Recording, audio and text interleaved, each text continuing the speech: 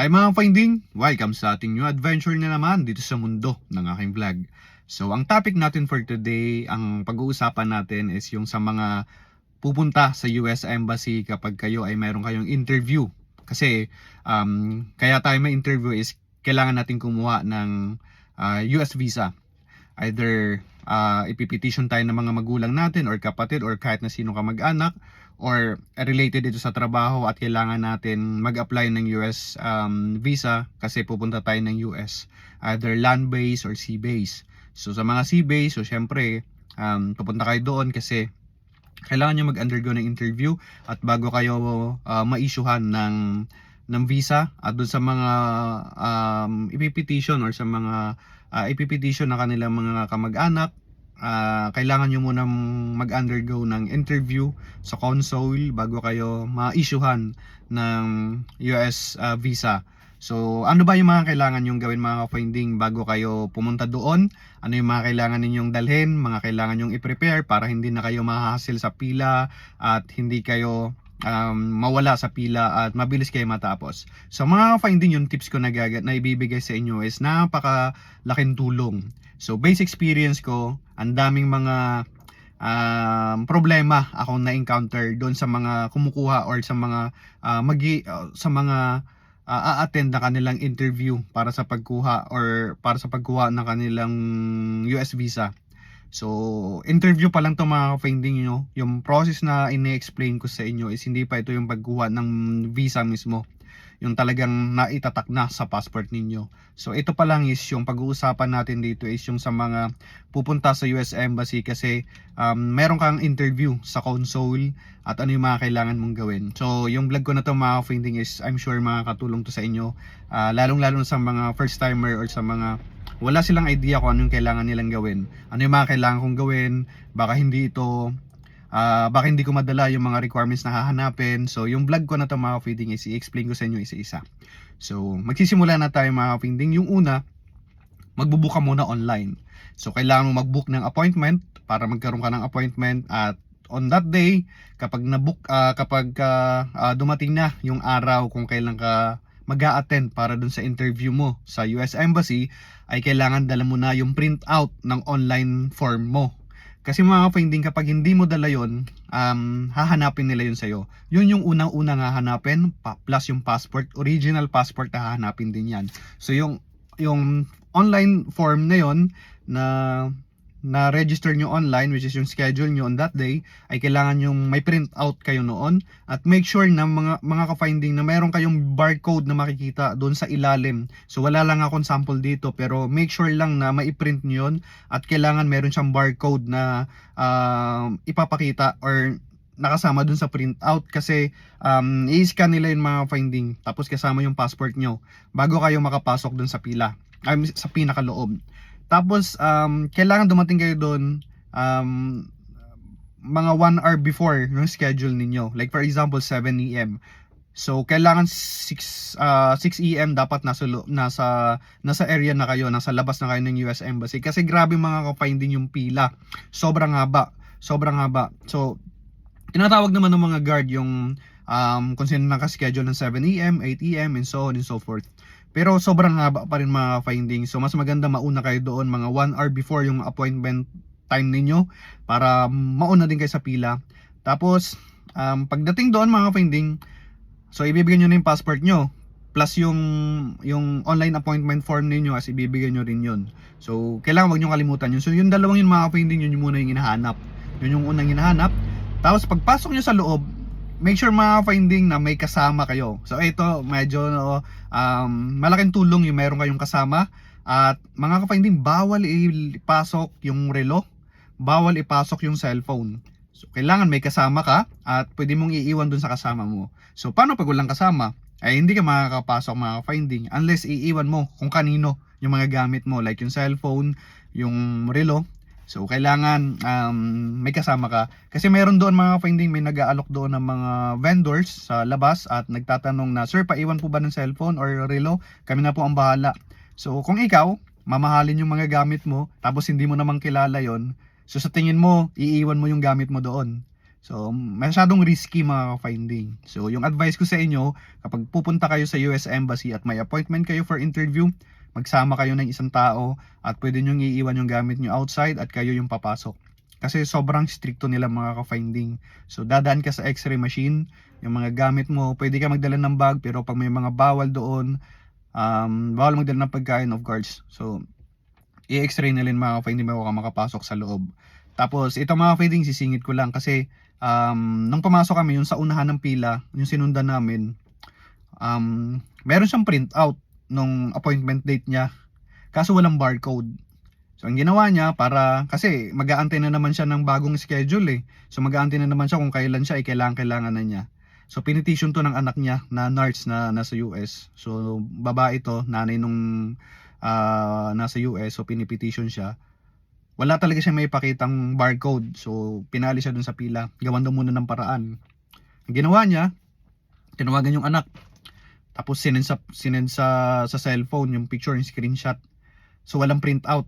Kailangan yung printout. So, hindi lang mga ka-finding basta-basta ipapakita nyo sa phone. Ay, mayroon ako sa phone, ganito. So, ito yung ipapakita ko, mayroon ako sa phone, may copy ako. Hindi po pwede mga ka-finding, kailangan printout. So, hindi po pwedeng electronics ipakita mo, yung form mo na yon, kailangan printout talaga. So, ang ginawa ni ate, yung sinundan ko sa pila para makapasok siya. So, of course, nauna na kami. Nagpa-printout siya sa labas, dun sa mga vendors doon. Alam nyo mga ka-finding kung magkano yung singil sa kanya, dun sa first page lang. 1,000. Sobrang OA, sobrang laki ng ginastos sa kanya, ang ginastos niya doon sa printout. Sabi ko nga, kahit 10 piso pwede pa eh, pero kung 1,000 sobra-sobra na. Sobrang pricey na masyado. So sabi ko nga sana humingi ka ng resibo para may proof ka na ipapakita na sobrang mahal ng binayaran. So yun, so nasingit ko lang. Kaya bago kayo pumunta mga ka-finding, make sure na i-print out ninyo yung inyong appointment form para hindi ni kayo ma-hassle kasi hindi sila pumapayag na doon sa cellphone titignan, doon i-scan. So kailangan print out talaga. So magdala na kayo ng 2 copy para sure lang na kung mawala yung isa, mayroon kayong extra. So yun. So pagdating doon mga ka-finding sa loob, pagpasok ninyo, i-x-ray kayo, i-x-ray yung mga gamit ninyo, may mga security doon. Tapos i-guide kayo ng mga staff kung saan kayo unang pupunta. So guided kayo doon mga ka-finding. So hindi pwede magsama. Kung ikaw lang yung may appointment date on that day, ikaw lang yung papasok. Ako sinwerte lang ako mga ka-finding kasi ang sinamahan ko, hindi ako nag-a-apply ng US visa kasi sa Europe ako nag-work eh. May sinamahan lang akong senior at 80 plus years old na siya at ako yung nag-sort out ng kanyang mga gamit. Ako yung nakakaalam. So nung una hindi ako pinayagan talaga ng security guard na pumasok. Sobrang strict talaga sila. Hanggang sa bumalik ulit si mami yung sinamahan ko at hindi niya makita yung mga hinahanap sa kanya. So nakiusap ako sa guard na baka pwedeng i-guide ko kasi ako yung nag-sort out ng gamit ni mami. So pinayagan ako. So pagdating namin sa counter mga ka-finding, ang unang hinahanap sa kanya is yung 2x2 picture. So kailangan nyo yan mga ka-finding, 2x2 picture yung isa sa mga requirements na hinahanap. Pagkatapos nyan, kailangan meron kang copy ng PSA. Yung galing sa Philippine Statistics Authority, kailangan mo yung PSA, kailangan may copy ka nun. Original dapat to lahat mga ka-finding. Tapos yung PSA mo, yung PSA ng nag-petition sa'yo, at yung kung kasal ka, kailangan yung marriage certificate or marriage contract kung babae ka. At kung lalaki ka, kailangan mo pa rin yun. Tapos, of course, yung passport mo, hinahanap din. Tapos, yung PSA copy na original ng magpipetition sa'yo. So, kailangan mo yun. Kailangan din yun, hinahanap din yun. Tapos, ano pa ba? So, yun lang yung mga primary na hinahanap nila doon. So, kailangan yung i-provide yun. At kailangan dala nyo yung mga original copy kasi para hindi kayo ma-hassle. So, kailangan yung 2x2 picture, PSA mo na ikaw yung kukuha at PSA ng nagpipetition sa'yo. Tapos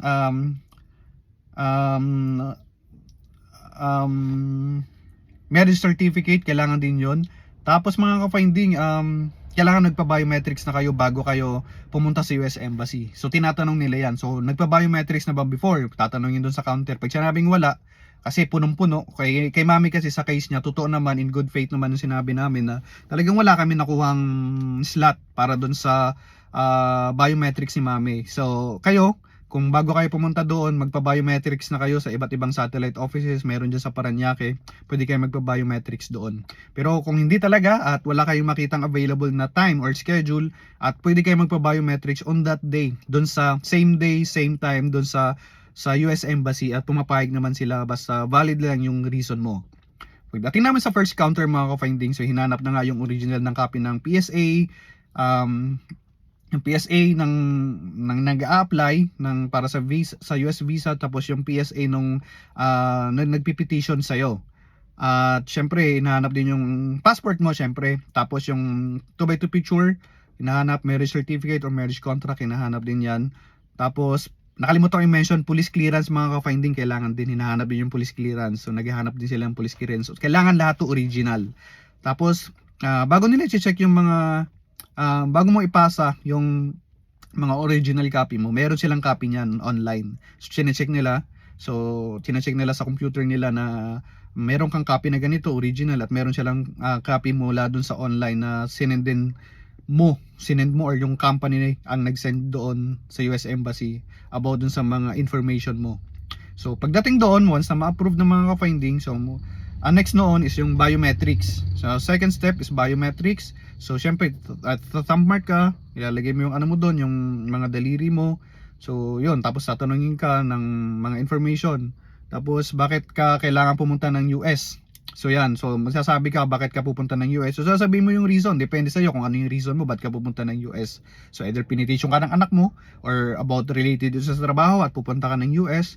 Maraming tanong mga ka-finding doon na mga kailangan maingat tayo sa mga sagot.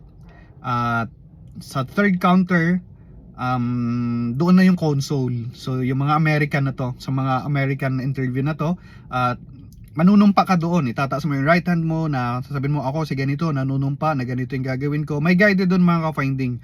Kung nahirapan kayong mag-English, mayroong mga mag-interpret doon, mga Filipino. So magtatanong muna sa'yo kung ano ba ang gusto mong language, English or Tagalog. So saan ka comfortable, kung saan ka comfortable sasabihin mo para hindi ka mahirapan at pumasa ka doon sa interview mo para sa pagkuha ng US visa. So ang tatanungin lang doon mga ka-finding is bakit ka pupunta ng US? Sino yung nag-petition sa'yo? Anong trabaho na nag-petition sa'yo? Ilang taon na to? Ilang taon na yung nag-petition sa'yo?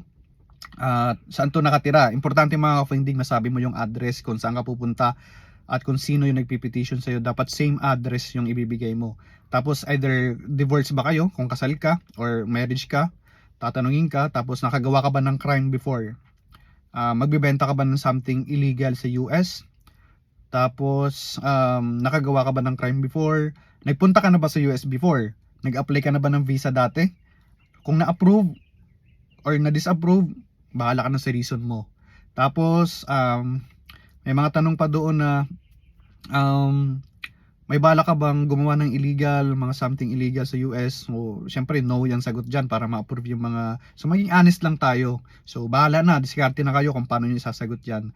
Tapos pagdating doon, after nyo mga finding, although madali lang sa console madali lang, konti lang, maraming tanong pero kayang-kaya nyo yung sagutin at huwag kayong kakabahan, okay? Tapos pagdating doon sa dulo, parang pinaka last step na doon sa Windows 71 yata. Kasi doon sa mga console, ang number doon, ang numbering doon is nasa 60 na. 61, 62 hanggang 68, 69. Tapos yung pinaka last 71, yun na yung, although Filipina na nasa dulo, at magsasabi na sa'yo kung ano yung result ng interview mo. So yun. So yun sa amin, kay Mami, binigyan siya ng pink form, yung 211G. Yung 211G na yun mga ka-finding, binigyan kami ng form na yun kasi may pending pa si Mami. Okay na siya sa interview, kaso may pending pa siya. Ang nakalagay doon sa 211G file niya na kulay pink na form, ang nakalagay doon, parang disapprove kasi nga may kulang pa si Mami na medical. So once na ma-complete namin yung medical sa St. Luke's, i-forward ni St. Luke's yung medical result ni Mami sa US Embassy. Tapos yung US Embassy magsasabi kung kailan namin ipapa-LBC yung passport namin tsaka yung medical result doon sa US Embassy para ma-approve na yung US Embassy ni Mami at matatakan na yung passport niya. So sa madaling salita, approve naman talaga yung sinamahan ko. So okay siya sa interview, pumasa siya. May pending nga lang siya sa medical, kaya incomplete pa siya.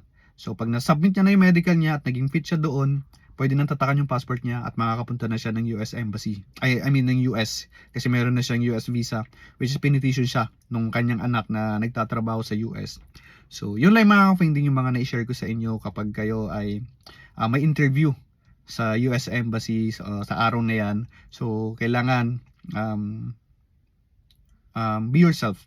So kung tinanong kayo, be honest.